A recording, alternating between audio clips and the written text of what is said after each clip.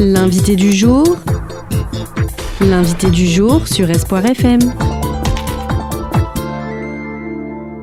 Festival international de journalisme de Couture-sur-Garonne, jour 3. Et pour commencer ces rencontres, nous avons avec nous Fabrice Arfi, journaliste co-responsable des enquêtes à Mediapart. Bonjour. Bonjour. Alors, vous avez été très occupé pendant ces 3 jours. On a pu voir, vous êtes intervenu sur différents sujets, puisqu'il faut dire que Mediapart a beaucoup de choses à dire. En tant que co-responsable des enquêtes à Mediapart, j'aimerais également, on y reviendra, sur les pressions que subit ce média. Aujourd'hui, on en parlait hier avec Reporters sans frontières, de cette frontière qui devient de plus en plus tenue, où la liberté de la presse commence à être bafouée, même dans ce qu'on appelle des démocraties actuelles, comme la France par exemple. Fabrice Arfi, déjà co-responsable des enquêtes de Mediapart, comment ça se passe une enquête à Mediapart pour nos auditeurs ? Une enquête à Mediapart, ça se passe comme dans n'importe quel journal qui respecte les canons déontologiques et juridiques de la pratique du journalisme. Je travaille pour un journal qui s'est lancé en 2008, j'y travaille depuis 17 ans. Je suis arrivé 2 mois avant le lancement du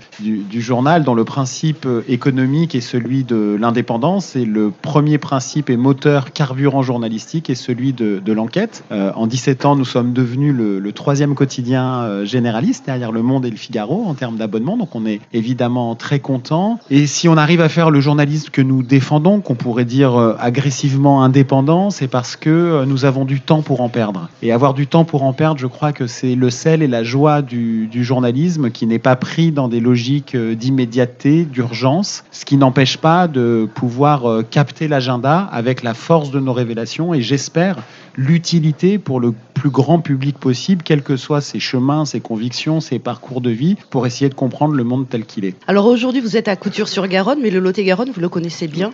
Moins bien que Jérôme Cahuzac.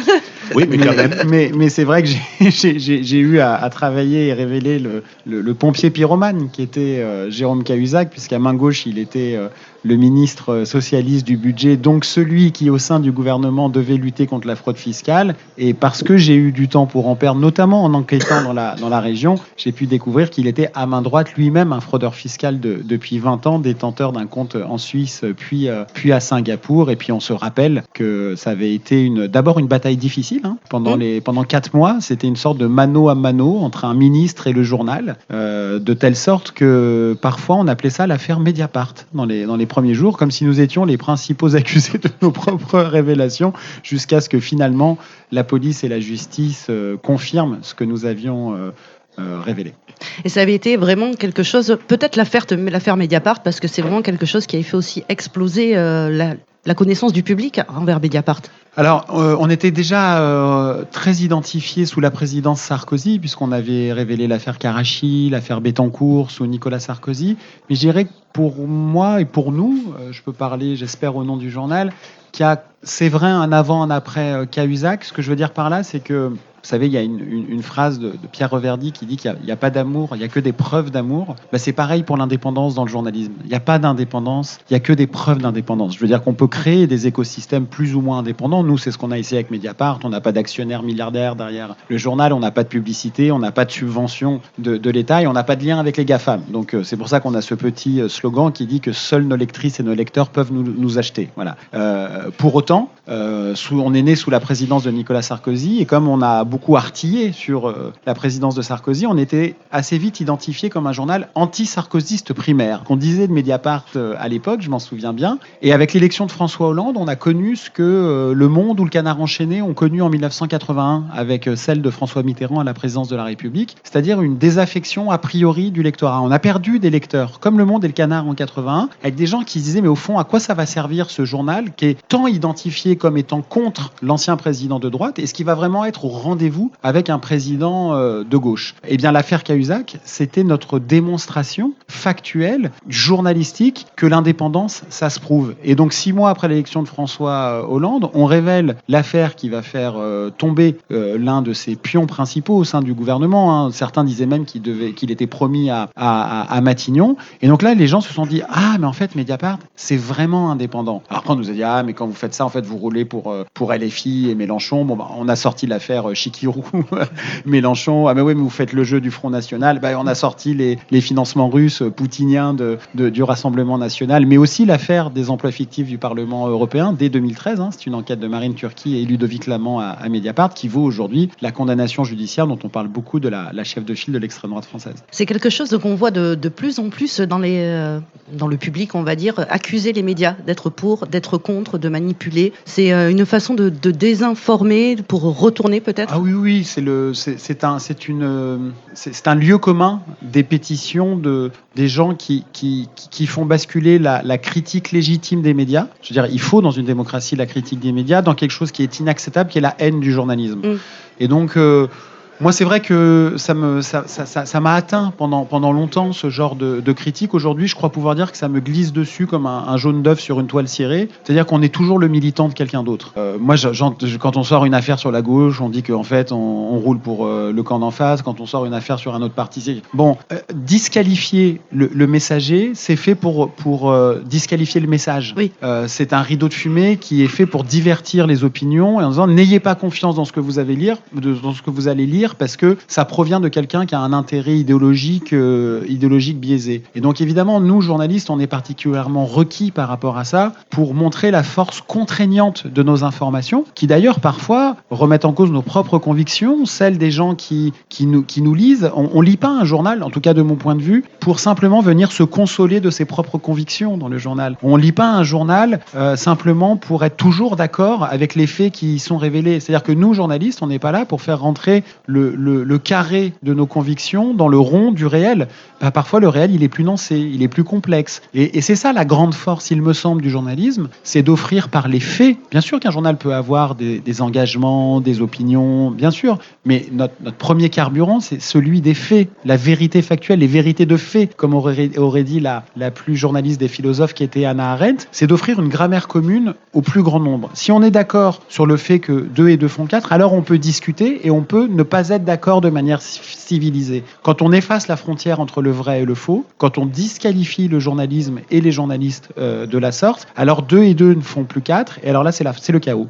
C'est le gouffre dans lequel toutes et tous, y compris de bonne foi, on peut sombrer, on perd tous nos repères, et on ne sait plus ne pas être d'accord de manière civilisée. Et ça, c'est dramatique. Et puis ce qu'on voit depuis quelques années qui se multiplie, qui paraissait, alors j'allais dire, il y a 50 ans, j'étais pas née, mais je pense qu'il paraissait inenvisageable il y a 50 ans, ce qui se multiplie, c'est les pressions sur les journaux, des perquisitions notamment. Oui, en fait, il faut, la démocratie, c'est du cristal, et il faut toujours être inquiet du fait que ça puisse se casser et disparaître. Ce ne sont pas des blocs monolithiques qui peuvent résister aux assauts les plus illibéraux et populistes qui existent. Et la liberté de la presse, vous savez, il y a un poète, un grand écrivain qui a aussi été un député qui s'appelle Victor Hugo, et en 1848 son premier discours à l'Assemblée nationale, c'était sur la liberté de la presse, et il disait que en démocratie, si on n'a pas et le droit de vote et la liberté de la presse, on n'a pas la démocratie. C'est-à-dire que c'est indissociable. Si vous avez le droit de vote mais que vous n'avez pas la liberté d'informer, vous êtes dans la Russie de Monsieur Poutine. Si vous avez la liberté de la presse mais vous n'avez pas le droit de vote, c'est Monaco. On n'a pas super envie d'être Monaco ou la Russie de Poutine, il me semble, en France. Et donc, il n'y a pas que l'international des populistes façon Trump, Bolsonaro au Brésil, ce qu'a été Berlusconi en Italie, on a connu ça avec Nicolas Sarkozy en France et son affairisme, Netanyahou en Israël. Il y a aussi des accès populistes illibéraux, y compris dans les démocraties qu'on dit occidentale, européenne en France. C'est pour ça que moi j'aime autant les affaires d'atteinte à la probité, parce que c'est des révélateurs super de ça. Je veux dire, l'affaire Benalla, quand Le Monde sort l'affaire Benalla en juillet 2018, Emmanuel Macron fait un discours incroyable à la Maison de l'Amérique latine en mettant en cause la presse qui ne cherche plus la vérité, dit-il, le Parlement, qui vient d'ouvrir des enquêtes parlementaires sur l'affaire, la justice et les partis d'opposition.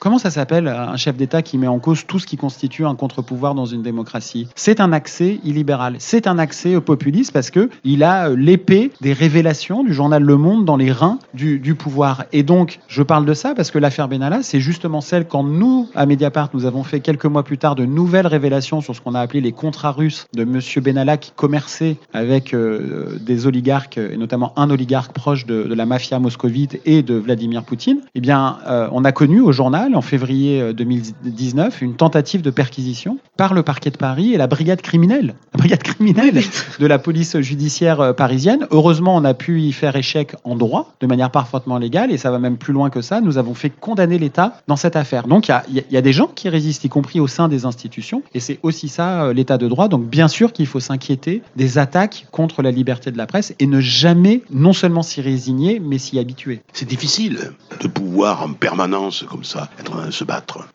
C'est difficile, mais si on ne le fait pas, on abandonne la raison pour laquelle on fait ce travail. Et on ne fait pas ce travail, il me semble, par petit plaisir corporatiste de dire je suis journaliste, alors j'écris ce que je veux. D'abord, on n'écrit jamais ce qu'on veut. Il n'y a pas d'absolu de la liberté, et encore heureux. Il y a des limites, et en France, il y a une limite qui est légale, qui est même pénale pour le journalisme. C'est une magnifique loi qui date de 1881, qui s'appelle d'ailleurs la loi sur la liberté de la presse, et c'est notre code de la route pénal, mais on fait pas ça pour nous. Nous, vous savez, les journalistes, vous le savez, c'est un métier quand même vraiment bizarre. On sait rien, on apprend et on transmet. Mais donc nous, on est au fond, on n'est pas grand-chose. On est une espèce de bizarre courroie de transmission qui assume ce rôle social qui consiste à dire les sociétés civilisées, les sociétés démocratiques doivent savoir. Ce qu'on appelle le droit de savoir. Parce que c'est ce que je disais tout à l'heure, si on ne sait pas, si on ne connaît pas le réel tel qu'il est, le monde qui nous entoure, alors on ne peut pas décider collectivement de l'avenir de notre nation et de notre collectivité. Après, on peut avoir des interprétations différentes sur les solutions. C'est ce qu'on appelle de la politique. Évidemment, si on est tous d'accord sur le fait que 2 et 2 font 4, on peut après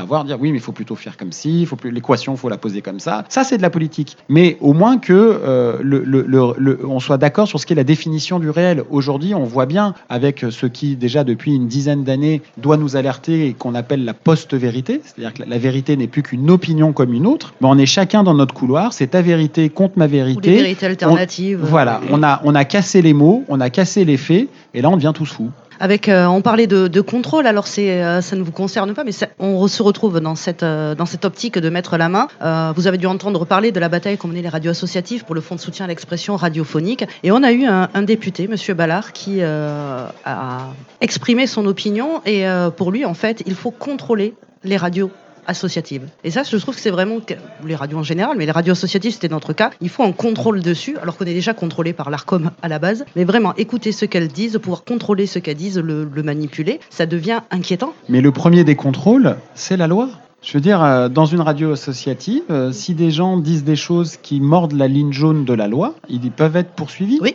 Et c'est normal. Mais c'est normal. C'est normal. C'est normal. C'est ce que je disais tout à l'heure. Il n'y a pas d'absolu du secret, il n'y a pas d'absolu de la liberté. Donc le premier des contrôles, c'est celui du juge pénal. Et le juge, c'est pas que le garant de la répression dans une démocratie. Là, on parlait vraiment dans son idée de. Je sais bien. Et donc ce que je veux dire par là, c'est qu'à partir du moment où il y a déjà ce toit juridique au-dessus de quiconque prend la parole dans l'espace public, par exemple des radios associatives, il n'y a pas besoin, il me semble, d'un autre contrôle qui serait un contrôle, je ne sais pas, administratif / politique, et qui là, en effet, viendrait instiller une sorte de poison dangereux, si je comprends bien ce que vous dites. Je me réfère aux gens qui le connaissent un peu mieux, ce serait plus un contrôle sur le contenu. Bah oui, c'est ce que je dis.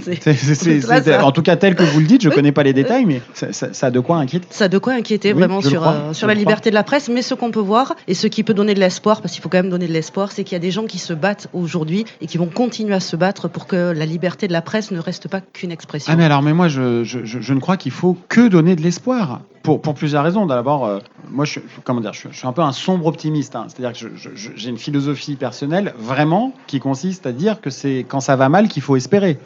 Et donc, on a plein de raisons d'espérer. Mais si on abandonne, si on se résigne, c'est foutu.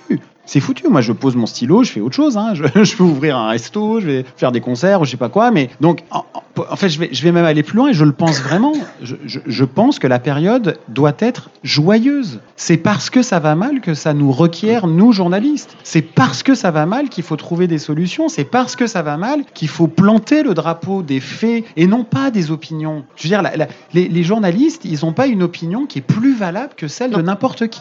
Bien sûr qu'on a le droit d'avoir des opinions, encore heureux, mais c'est pas ça notre métier. Notre métier, c'est de produire du réel. Notre métier, c'est d'offrir au plus grand nombre des informations vérifiées et d'intérêt général. Si elles sont vérifiées et d'intérêt général, on doit les rendre au public. C'est comme une créance que nous avons avons vis-à-vis du public. Ensuite, on en débat. Et c'est pour ça que moi, je suis attristé de voir d'un côté un appauvrissement de la production des informations et une exacerbation de la démocratie d'opinion. Il y a de moins en moins d'informations. En tout cas, il y a certains et certaines qui voudraient qu'il y ait de moins en moins d'informations et de plus en plus de spectacles de l'opinion, comme un peu la société du spectacle dont Guy Debord, dès 67, nous avait alerté. Et il avait quelque chose de prophétique dans ce livre et dans celui qu'il fera 20 ans plus tard, qui s'appelle Commentaires sur la société du spectacle, où il disait déjà, il annonçait que le vrai ne sera plus qu'un moment du faux, où le faux sera sans réplique. Bon, c'est Trump, c'est Bolsonaro, c'est Netanyahou, c'est certains de nos propres démocraties, c'est évidemment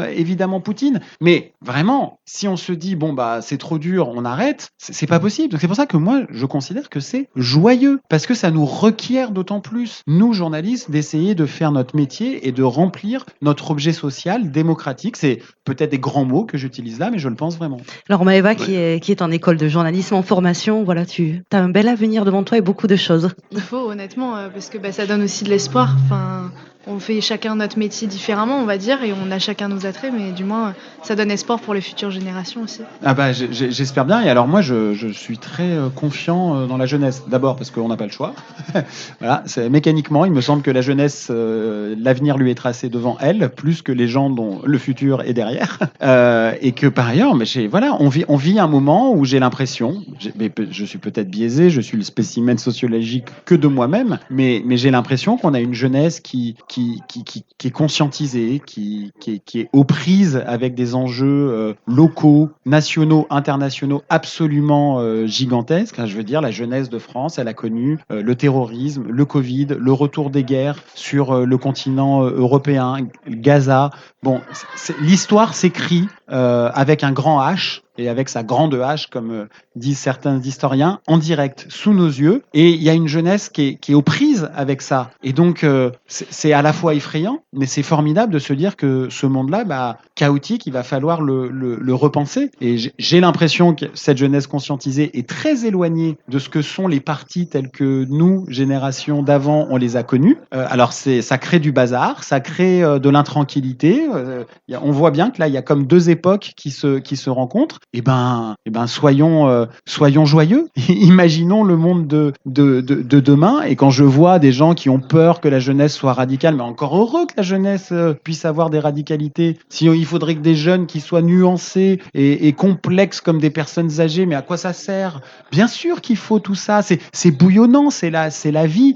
Après, on fait pas du journalisme avec ça. Voilà, on fait pas du journalisme avec du militantisme. Le militantisme dans le journalisme, c'est le risque de se mettre des œillères. C'est des risques de ne pas vouloir voir ce qui va à l'inverse de vos convictions. Et ça, c'est pas possible. Mais bien sûr qu'il faut de l'engagement, bien sûr qu'il faut du militantisme dans la société. Mais le journalisme, avant tout, c'est la production des informations d'intérêt général vérifiées, même si elles dérangent le camp auquel vous avez l'impression d'appartenir. Merci beaucoup, Fabrice Arfi. Je rappelle donc que vous êtes journaliste et co-responsable des enquêtes à Mediapart. Merci d'être venu. Merci à vous.